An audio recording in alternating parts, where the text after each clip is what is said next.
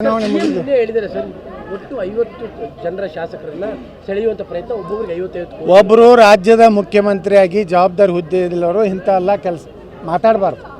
50 ಕೋಟಿ ನೀವು ದಾಖಲೆ ಕೊಡ್ರಿ. ಏನು ನಿಂಬಲ್ಲಿ ಯಾವ ಏನಿದೆ, ವಿಡಿಯೋ ಇದೆಯೋ, ಆಡಿಯೋ ಇದೆಯೋ, BJP ಯಾರು ಕಾಂಗ್ರೆಸ್ MLAಗಳನ್ನ ಸಂಪರ್ಕ ಮಾಡಿದ್ರು, ಏನಾರು ದಾಖಲೆ ಬೇಕು. ಒಬ್ಬ ರಾಜ್ಯದ ಮುಖ್ಯಮಂತ್ರಿ ಯಾವನೋ ಒಬ್ಬ ಹಾದಿಗೆ ಹೋಗೋ ಮಾತಾಡ್ತಾನಂದ್ರೆ ಬೇರೆ. ನಾ ಮಾತಾಡಿದಾಗೆಲ್ಲ ಸಿದ್ದರಾಮಯ್ಯ, ಪರಮೇಶ್ವರು, DK ಶಿವಕುಮಾರ್ ದಾಖಲೆ ಕೊಡಿ ಎತ್ನಾಡ್ರಿ, ದಾಖಲೆ ಕೊಡಿ ಅಂತ ಅವ್ನು ಕರೆಗೆ ಹೇಳ್ತಿದ್ದ. ಈಗ ನಾ CM ಅವ್ರು ಕೇಳ್ತೀನಿ, ನೀವು 50 ಕೋಟಿ ರೂಪಾಯಿ BJP ಏನು ಪ್ರಲೋಭನೆ ಮಾಡ್ಯಾರ ಅನ್ನೋದು ದಾಖಲೆ ಕೊಡಿ.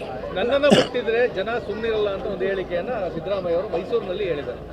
ಅವರನ್ನು ಮುಟ್ಟಿದ್ರೆ DK ಶಿವಕುಮಾರ್ ಬಗ್ಗೆ ಸರಿ ಇರುವುದಿಲ್ಲ ಅಂತ DK ಶಿವಕುಮಾರ್ ಸಂದೇಶ ಕೊಟ್ಟರೆ, ನಮಗಲ್ಲ, ಅವ್ರಿಗೆ. ಯಾವ ಕಾರಣಕ್ಕೆ ಹೇಳಿರ್ತಾರೆ DK ಶಿವಕುಮಾರ್?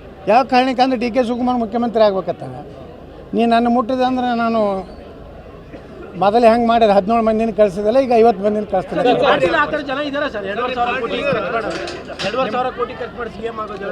ಅದು ನಿಮ್ಗೆ ಗೊತ್ತಿರ್ಬೇಕಲ್ಲ. ಯಾವ್ಯಾವ ಕಾಲದಾಗ ಯಾರು ದುಡ್ಡು ಮಾಡ್ಯಾರ, ನಾನು ಎಣಸ್ಲಕ್ಕೆ ಹೋಗಲ್ರಿ ಅವ್ರ ಮನೆಗೆ.